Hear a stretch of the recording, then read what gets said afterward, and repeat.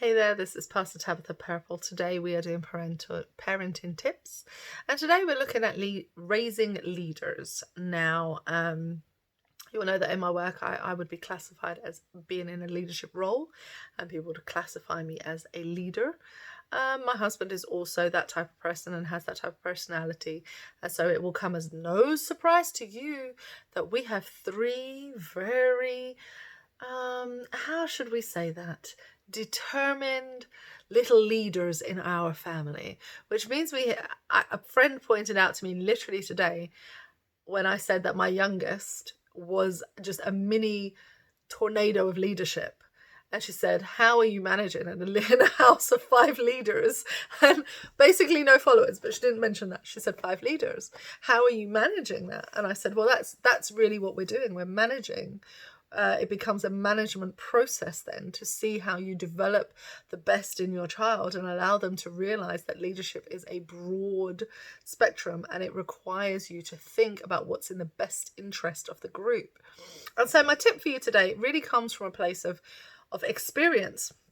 What is it like to be in a household where there are 3 children who are all alphas, all leaders, all big personalities, all have their own determined way of doing things, and you do not want to kill their spirit. You want to encourage their leadership qualities. You want to encourage that fighter within them, that go get them attitude. You want to encourage that, but that means that you're encouraging 3 people to do exactly the same thing, which obviously means you need someone to follow. And so then becomes this really, I think, a critical point to understand what leadership really is. When you talk about leadership, often we're talking about people who we automatically go to the person who is in charge, the one who is the boss, the person who is at the top of the pile, etc., etc. And I remember reading, and I wish I had this to hand, but I don't, a quote that says a leader is actually not necessarily the person who's in charge. It comes from management theory, actually. This is from my business days. But is the one who has the influence. And that is the critical point. Being a leader isn't about being in charge. It's about influencing for good. I think it's about influencing for good. People would say it's about influencing, but I think I have to, in a Christian sense, quantify that and say influencing for good. And so when you're raising children who are strong personalities and who have this ability to be very directed and they have very opinionated and they know things, and of course they're like 2, 3, 4, 5, 6, 7, 8, 9, 10, and they've not had any life experience and they don't know nothing yet, but they of course have that natural personality coming through of being very decided, and that personality can come in a quiet sense. I have a quiet child who's very, very laid back about everything, but is definitely not he has a clear vision of what's going to happen, and he will clearly have boundaries to where he's like, I will be laid back about all of this, but not this. And so you can have huge conflicts when those 2 leadership styles will meet, because my one son, who's real laid back and quiet and allows a lot of stuff, will then turn around and be like, you came to the line and no further, son. We're going to do this now. And then my other son, who's like a tornado of instructions and a tornado of vision, will come through and he's like, no, we just do the things I want to do. And then we have my daughter, who then comes through and is like, you thought you lot were in charge. No, I run this show. She's truly the definition of who run the world, girls. So she's like that. And so how do you actually manage that in a positive sense? How do you manage that to be a process that adds hope to their lives, that adds goodness to other people's lives? You do it with the intention that they always have to remember that being in leadership is about influencing for good. You may not be in charge. You may not be in a position where you have control.